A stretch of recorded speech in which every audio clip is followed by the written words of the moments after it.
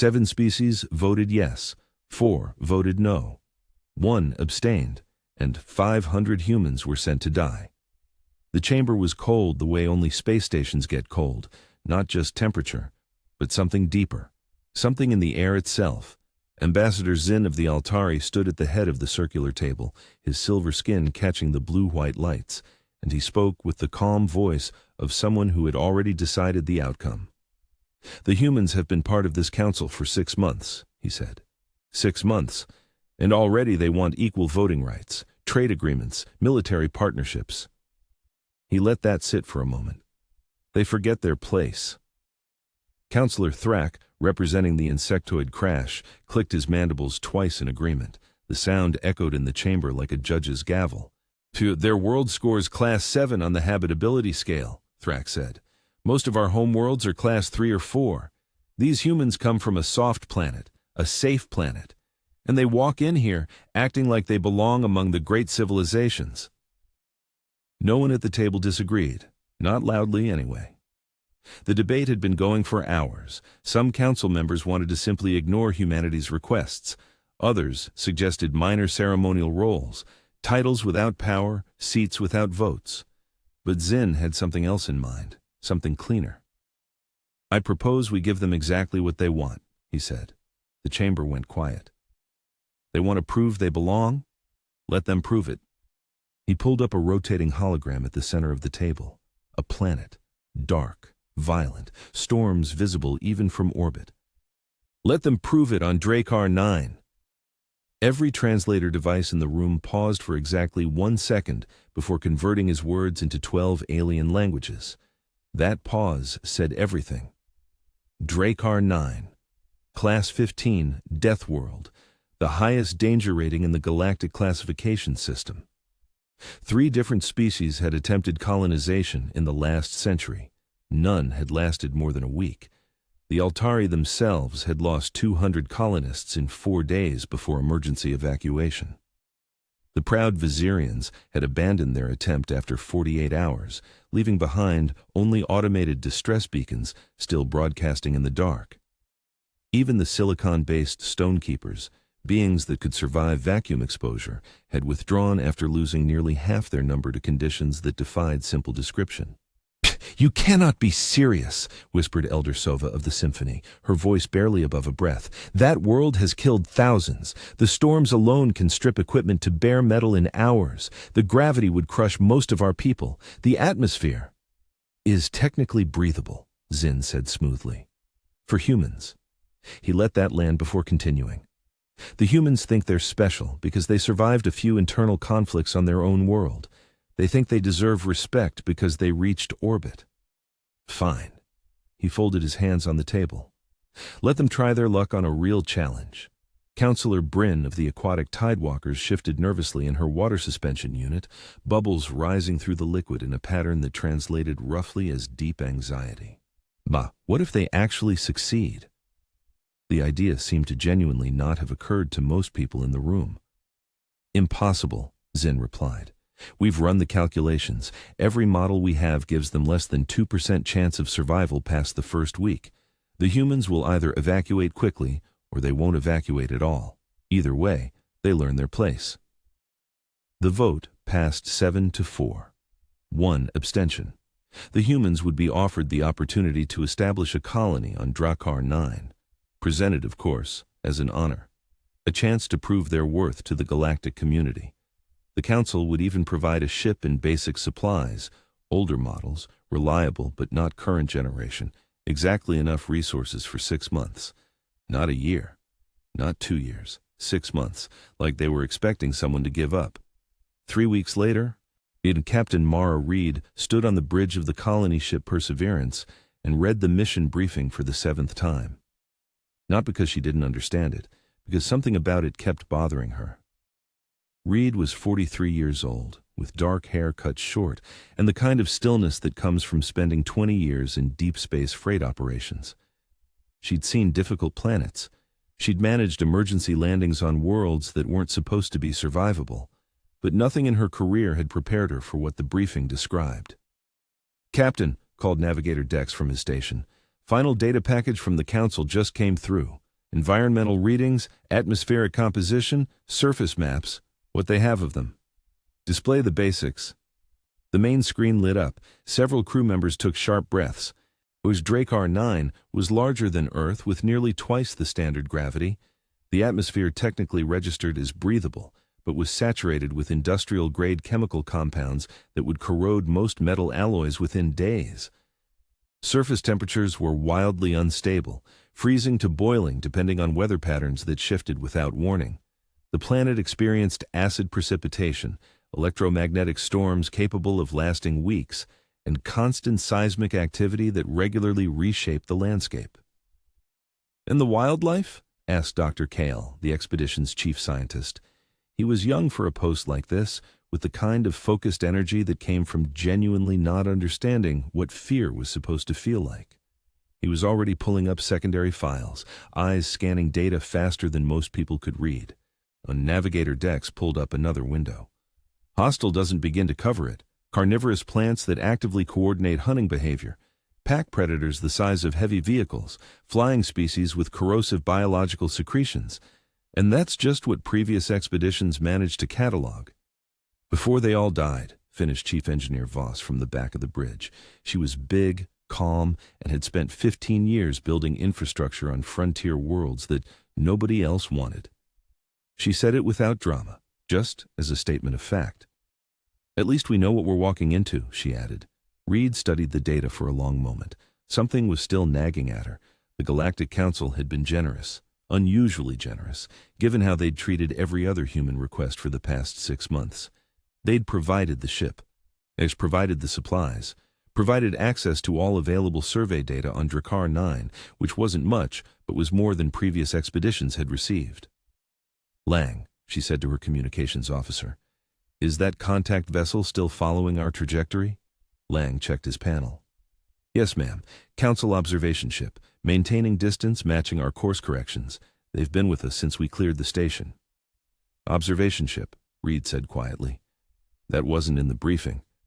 Dr. Kale looked up from his data. "Maybe they want to document humanity's first attempt at a Class 15 world, historical record. Or they want to watch us fail," Voss said. Nobody argued with that. Reed looked at the supply manifest again. 6 months of food, medicine, and construction materials. Not a year, not 2. 6 months. Like someone had done the math and decided that was longer than they'd need. And 500 people were in the decks below her. Families, scientists, engineers. Young couples who'd left Earth for something they couldn't quite name. Older people looking for one last frontier. Children who'd grown up hearing that the galaxy was full of wonders and had believed it completely. They'd all read the briefing, every single one of them. They knew the risks, and they'd come anyway. "How long until we reach Drakar 9? Reed asked. 18 hours, Captain." Reed straightened up. "All right, 18 hours to finalize landing preparations.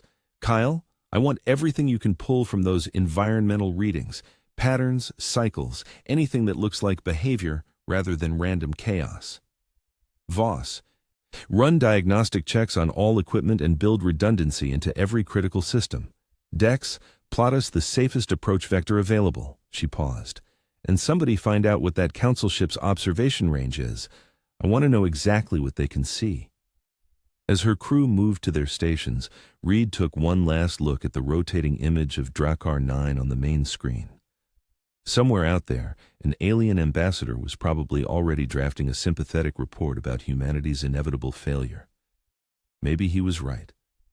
But if the Council thought 500 humans were going to land on a death world and simply give up, they were about to learn something new.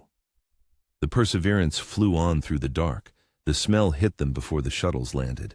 Even with full atmospheric filtration running at maximum capacity, something got through the seals. A sharp, layered chemical assault that landed somewhere between industrial solvent and deep earth after lightning. It wasn't dangerous at those trace levels, but it was a reminder. Every breath on Drakar 9 would be negotiated. Captain Reed gripped her safety harness as Shuttle Alpha hammered through the atmospheric entry. 25 colonists held on around her as the small craft shook with the kind of violence that made rivets sound like they were thinking about their life choices. "Landing zone coming up," called pilot Inez Martinez, her voice strained but steady. "It's going to be rough. This storm system isn't moving." Through the small, reinforced window, Reed watched green-white lightning trace through purple-black clouds that extended to every horizon. Not a break in them anywhere. Not even a suggestion of open sky. The shuttle hit the surface hard enough to rattle every tooth in every head.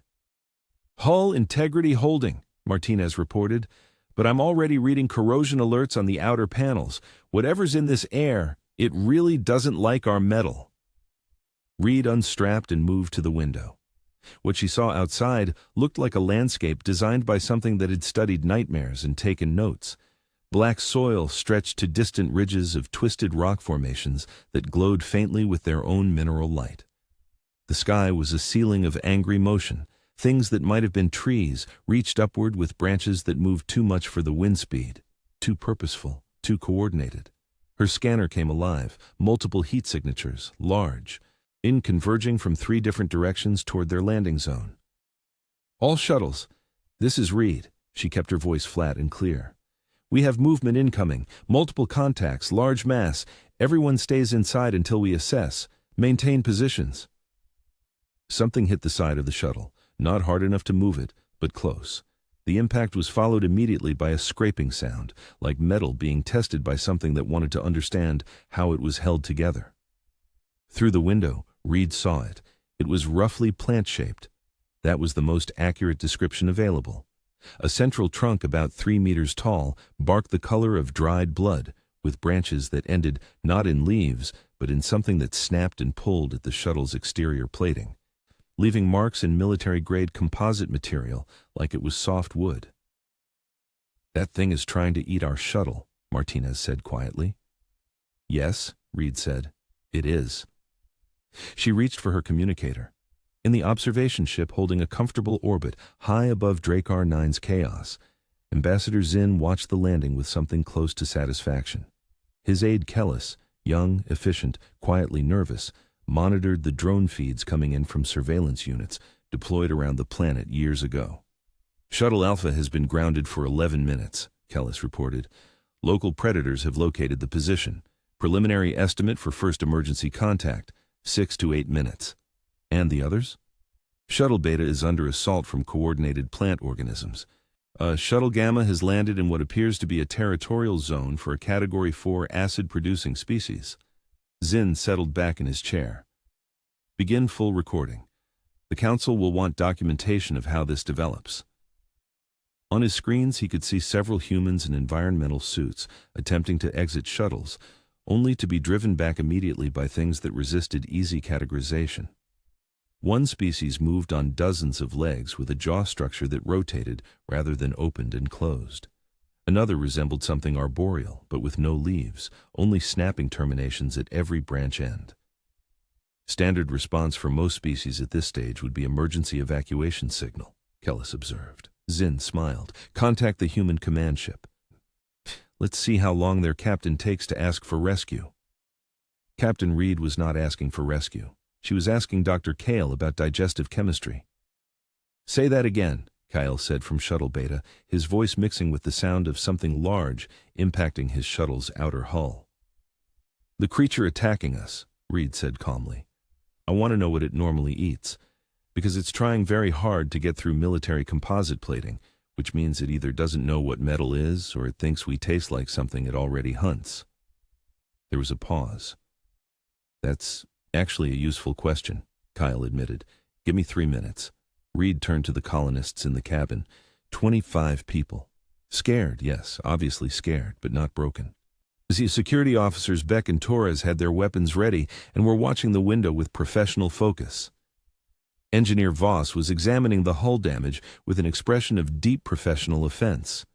A family with 2 small children sat in the back, the children wide-eyed, the parents holding their hands and talking quietly, keeping the fear managed. "Okay," Reed said to the cabin. "Here's where we are. These creatures are treating us like prey, which means they're probably much less intelligent than they are dangerous. They're following instinct, not strategy. We can work with instinct." "What's the plan?" Torres asked. "We're going to find out what they're afraid of, and then become that thing." Voss raised an eyebrow. And if they're not afraid of anything? Then we teach them. Kyle came back on the communicator. Captain, this is going to sound strange. These coordinated plant organisms, the ones attacking Shuttle Alpha and Beta, they're ambush predators whose normal prey is a subterranean species. Large, heavy, generates significant body heat. If we could somehow replicate the defensive behavior of that species, we fight back, Torres said simply. Effectively, yes, Kale confirmed. Reed made her decision. All shuttles, this is Reed. We're not waiting for rescue. We're going on the offensive. But we do it smart, and we do it together. She looked at Beck and Torres. You two are with me. She put her hand on the shuttle door release. Open it. Ambassador Zinn nearly dropped his drink. Captain Reed stepped out onto the surface of Drakar 9. Zinn stared at his screens. In all the recorded history of colonization attempts on Class 15 worlds, no species had ever voluntarily exited their craft during an active predator assault. The concept was simply not present in any tactical database he'd ever reviewed. What are they doing? Kelly's whispered. Reed walked onto the black soil, environmental suit sealed, carrying what appeared to be a modified industrial cutting laser. Behind her, two more humans moved in a coordinated spread pattern that suggested genuine tactical training. The plant creature that had been testing the shuttle turned toward them. It was 3 meters of evolved killing efficiency. Every branch end was a potential strike. Every surface was designed by millions of years of successful predation. It had no reason, none, to treat these small bipeds as anything other than a meal. Reed raised the laser and fired a sustained beam at a precise point on the creature's central trunk. The creature made a sound, like pressurized gas escaping from a cracked seal. Then it collapsed. Nerve cluster location confirmed, Reed said into her communicator, her voice showing no more stress than someone reporting favorable weather. Kyle, you were right. How many more contacts in our immediate area? Kyle's reply came with weapons fire, audible in the background. Beta is engaging 4 of the plant organisms. Gamma has 2 acid-capable species, but Voss has identified a vulnerability in their biological armor. And, Captain, something interesting is starting to happen. The electromagnetic readings in our landing zone are actually decreasing. The storm is pulling back? Not exactly. It's more like... Kyle hesitated. Not like the area is calming down. Reed looked at the fallen creature.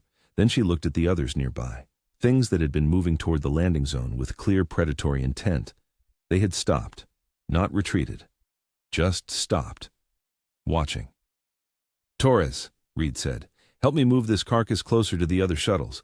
I want everything within sensor range to see what just happened. Torres looked at her. You want to send a message? I want to send a message. By the end of the first day on Drakar 9, all 500 humans had successfully landed. 0 casualties, 0 evacuation requests. Captain Reed's final status report to the Perseverance in orbit contained 1 sentence. Landing phase complete. Ambassador Zinn read that report 4 times. Each time it said the same thing. Sir, Kellis said quietly. Perhaps we should update our projections. Zinn said nothing for a very long time. What do you think was really going through Zinn's mind when he read that report? Write it in the comments. I want to know what you think he felt in that moment. 3 weeks after landing, Engineer Voss was standing in what used to be a predator nesting site and marveling at the workshop she'd built inside it. The former territorial zone had been transformed into humanity's primary fabrication facility on Drakar 9, a structure that hummed with activity as colonists converted the planet's dangers into practical tools. The walls had been reinforced using biological compounds extracted from creatures that had tried to eat their shuttles on day 1. The roof incorporated mineral formations that provided natural electromagnetic shielding. The floor was sealed with a resin derived from plant tissue that had proven more durable than anything in the colony's construction inventory.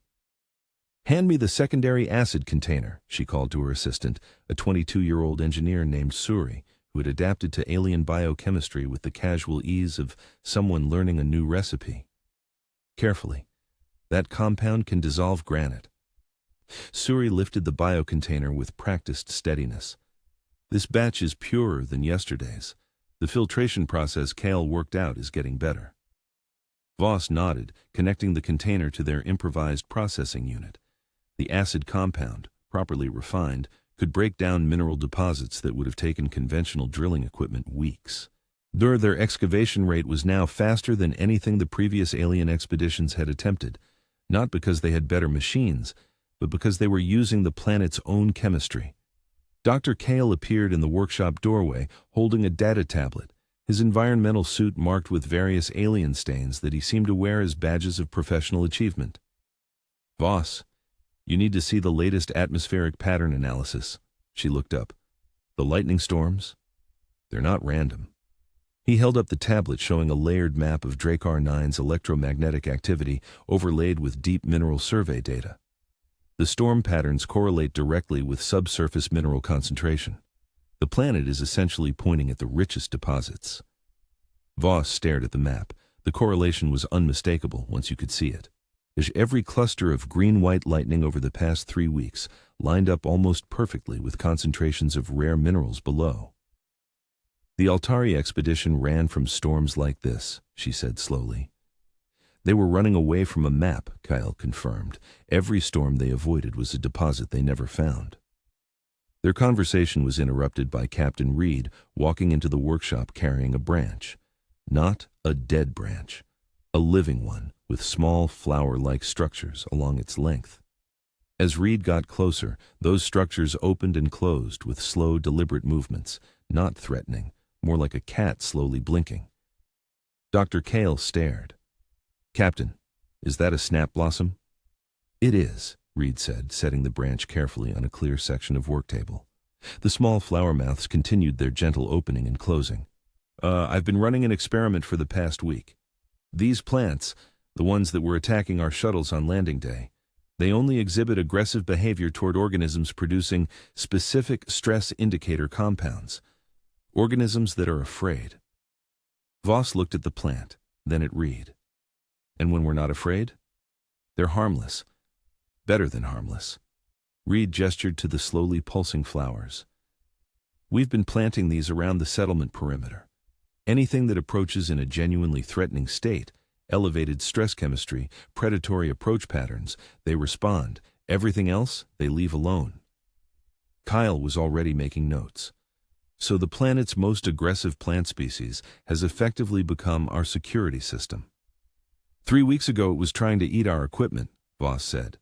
3 weeks ago we were scared," Reed replied. "We were strangers. Now we're residents." She paused, looking out through the workshop's open side at the growing settlement. "I think this ecosystem doesn't just respond to physical presence, it responds to intent, to whether you're trying to take from it or work with it." This was the pattern that had been emerging for weeks. Every discovery on Drakar 9 led back to the same principle. The planet was not indiscriminately hostile, it was responsive. Previous expeditions had arrived with heavy weaponry, defensive barriers, and the clear behavioral signature of species that viewed the environment as an obstacle to overcome. Drakar 9 had treated them accordingly. Humans had made the same initial mistakes. But something in the way they processed failure, the inclination to ask why rather than simply push harder, had allowed them to recognize what was actually happening. Security Officer Torres jogged into the settlement from the morning perimeter sweep, carrying what appeared to be a string of winged iridescent creatures about the length of a human forearm. "Flame fins from the thermal vent cluster," she announced to the group gathering near the central cooking area. Kale was right about the preparation method. You neutralize the acid glands first, and they're actually extraordinary. She'd been a Marine before joining the Colonial Service. 12 years in environments that were trying to kill her had apparently been excellent preparation for Drakar 9, but more importantly, she'd adapted her approach in ways that surprised even herself. Instead of eliminating threats, she'd started learning their patterns, where things moved, when, why. "Anything unusual out there?" asked Voss, not looking up from her work. "The tunnel crawlers are maintaining about 2 kilometers distance from the eastern boundary," Torres reported, "consistent with yesterday. I think they've categorized us." Kyle looked up from his tablet. "Categorized how?" "Not prey, not predator, something else." Torres set the flame fins down for processing. "Whatever category that is, it seems to come with a buffer zone that they respect." This wasn't just observation.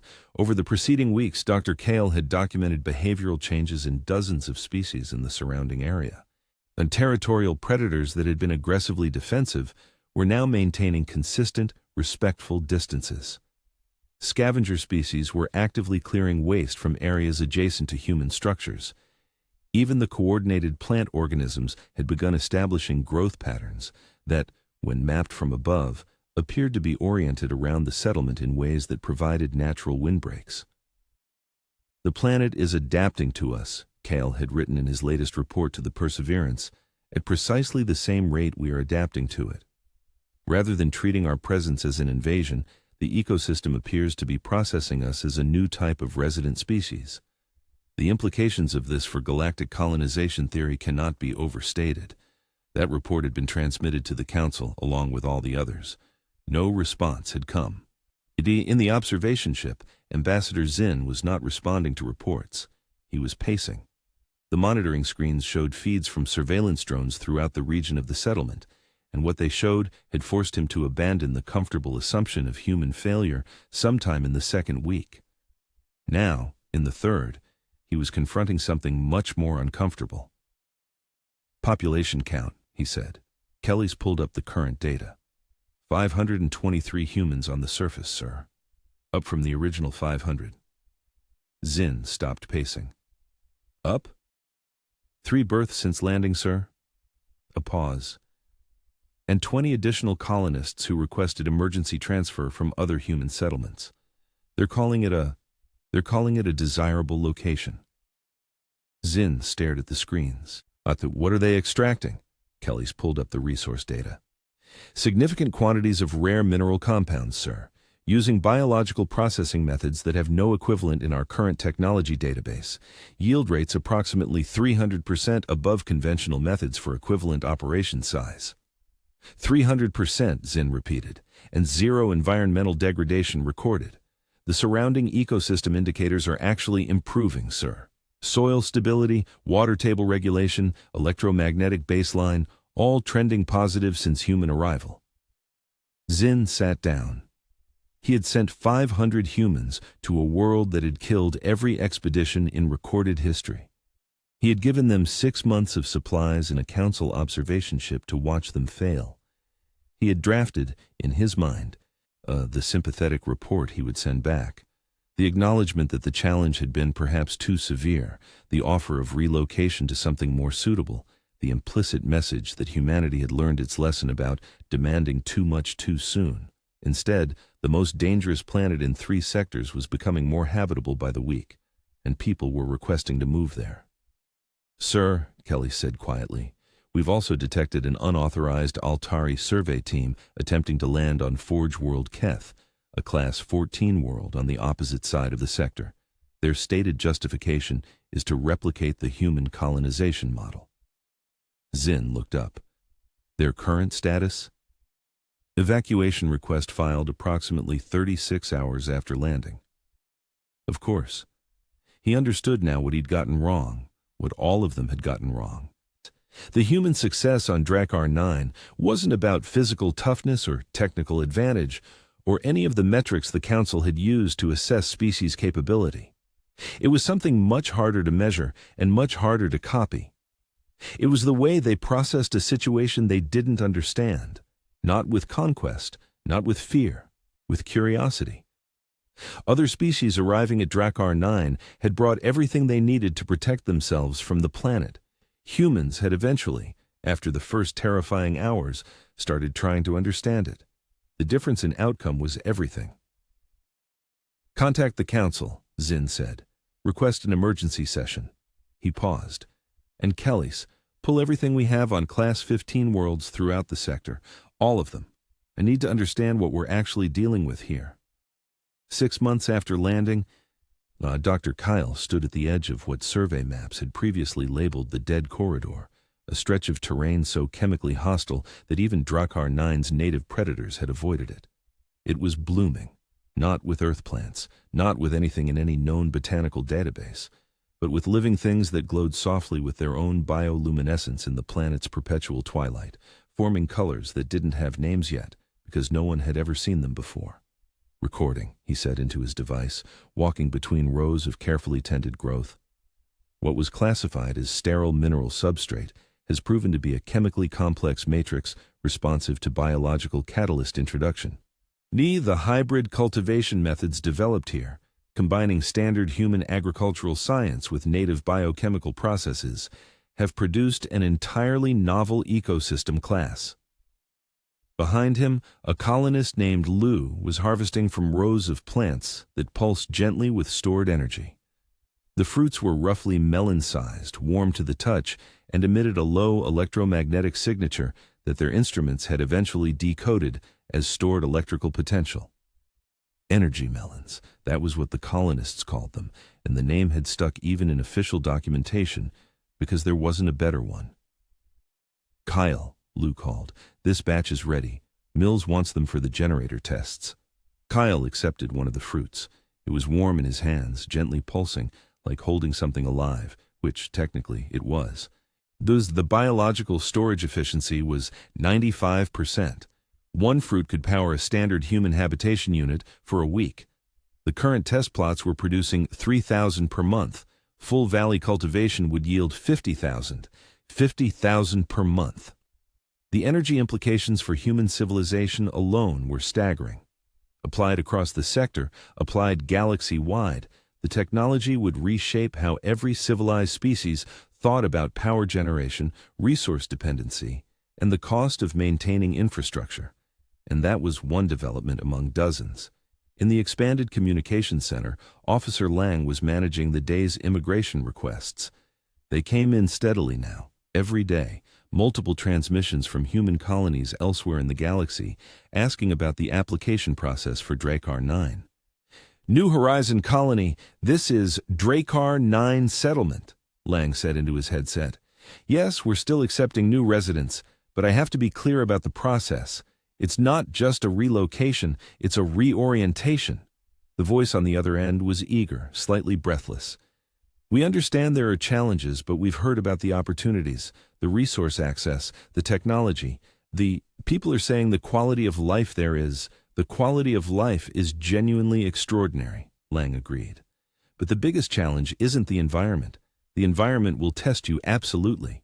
The bigger challenge is changing how you think about the environment." He paused, watching through the window as a group of children, human children who'd grown up on Drakar 9 for the past several months, ran through one of the settlement gardens, chasing creatures that glowed in the twilight, laughing in a language that mixed human words with chemical signals they'd learned from the native species.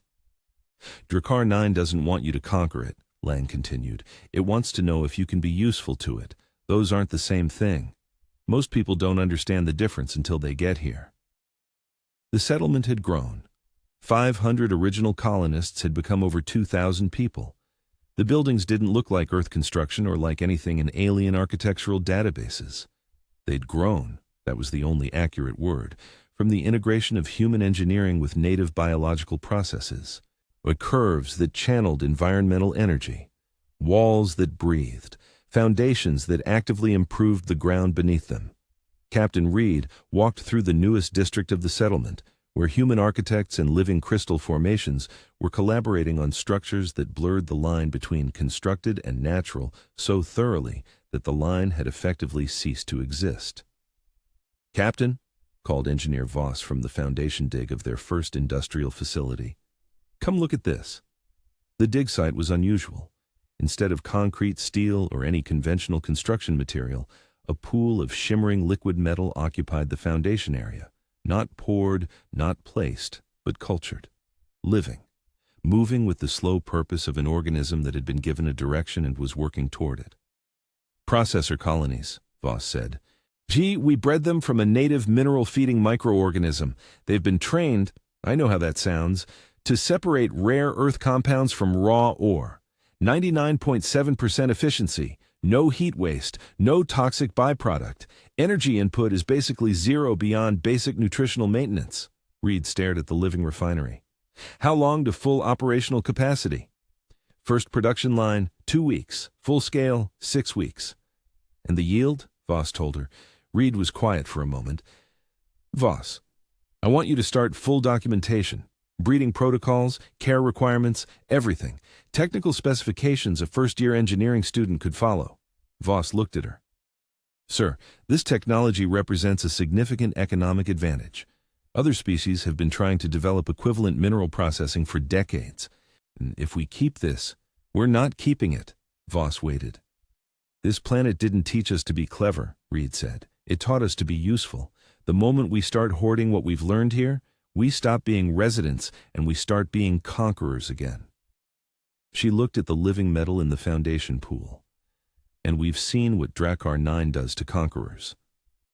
The emergency session of the Galactic Council convened in the same chamber where, 1 year ago, 7 species had voted to send 500 humans to their deaths. The chamber felt different now, smaller somehow, or maybe the people in it felt smaller. Ambassador Zinn stood at the center of the room and delivered the most difficult report of his career. The colony on Drakar 9 is thriving. He let that sentence exist alone for a moment. Cheat's population currently exceeds 2,000, with immigration requests backlogged for 18 months. Resource production from biological extraction methods runs at 340% above galactic average for comparable colony size. The settlement has generated 67 documented technological innovations in 12 months, each of which represents a significant advancement over current galactic standard. The chamber was very quiet. Furthermore, Zinn continued, the planet's overall ecosystem health indicators have improved substantially since human arrival. The colonists are not extracting from Drakar 9. They appear to be in a genuinely reciprocal relationship with it. Councillor Thrack's mandibles were still. This was supposed to be impossible. Yes, Zinn agreed. It was supposed to be impossible. Elder Sova of the Symphony spoke quietly. What happened to the other expeditions? The ones who tried to use the human model? Zinn pulled up the data. The Altari survey team on Forge World Keth evacuated after 36 hours. The Vizirian research group on Storm Reach lasted 8 days before emergency withdrawal. A crash mining operation is currently in its 3rd week, with a casualty rate approaching 60% of deployed personnel. The silence after that was a different kind of silence. The other species went to their worlds the same way all of us go to difficult places, Zinn said. They brought defenses, they brought weapons, they brought the intention to overcome what they found there. He paused. The humans brought curiosity. He pulled up the full monitoring data from Drakar 9, a year's worth of documentation showing the transformation from emergency landing to thriving city. What I sent them to do was fail. What they did instead was demonstrate something that I think this council has not adequately considered about the nature of survival.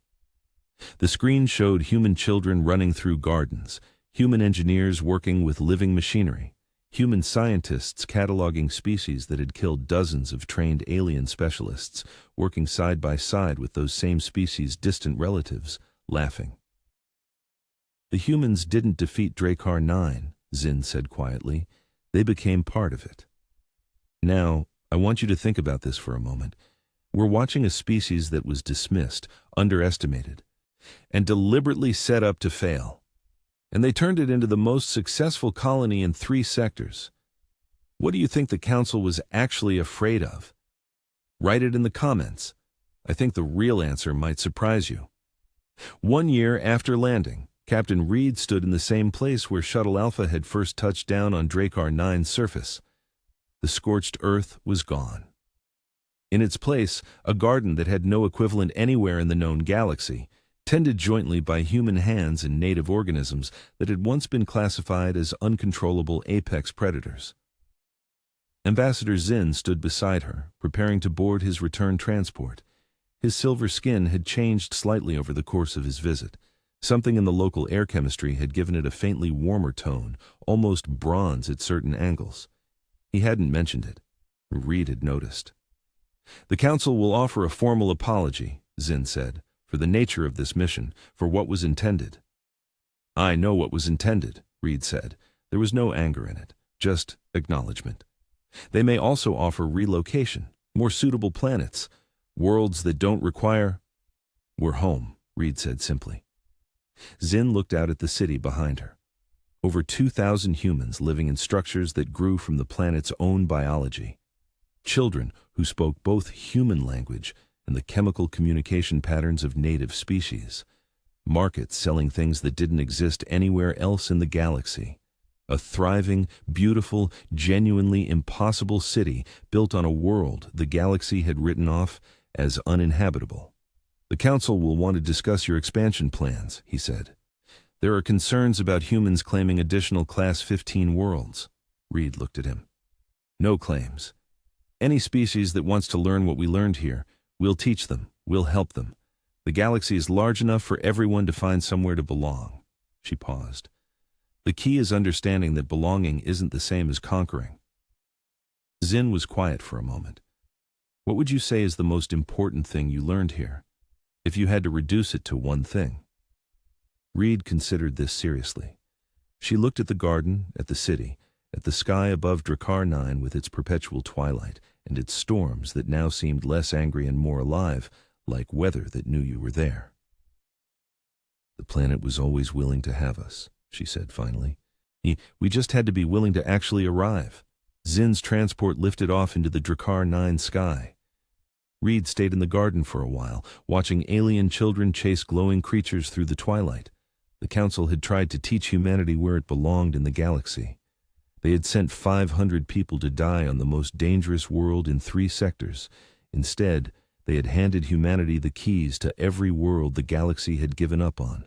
Every death world, every Class 15 nightmare, every planet classified as uninhabitable by species that approached the unknown with shields up and weapons ready.